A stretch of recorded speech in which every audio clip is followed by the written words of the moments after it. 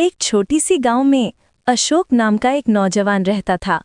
अशोक को जिंदगी में कोई भी काम करने का मन नहीं करता था। हर सुबह वो देर तक सोता और दिन भर अपने दोस्तों के साथ गप्पे मारता। माँ राधा उसकी आदत से बहुत परेशान थी। राधा ने अशोक को बुलाया और उसे कहा, अशोक, तुम्हारी जिंदगी बेकार जा रही है, तुम्हें कुछ करना चाहिए। अशोक ने हमेशा की तरह इस बात को मजाक में ले लिया। लेकिन उस दिन उसके मन में माँ की बातें अटक गई। उसे एहसास हुआ कि उसकी जिंदगी का कोई मकसद नहीं है। उसी दिन अशोक चुपके से घर से निकला और गांव से बाहर एक जंगल की तरफ चल दिया। जंगल के अंदर जाते ही वो एक पेड़ के पास रुक गया। पेड़ के नीचे एक बहुत बड़ा और मोटा पत्थर पड़ा था।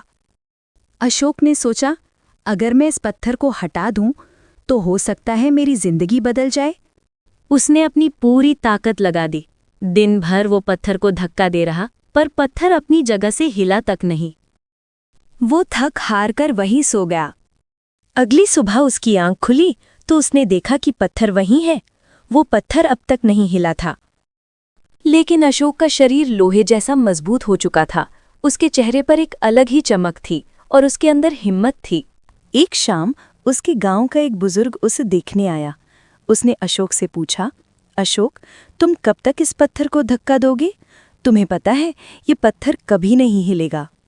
बुजुर्ग, पहले मैं सोचता था कि इस पत्थर को हिलाने से मेरी जिंदगी बदलेगी, लेकिन अब मैं समझ गया हूं कि इस पत्थर ने ही मेरी जिंदगी बदल दी है।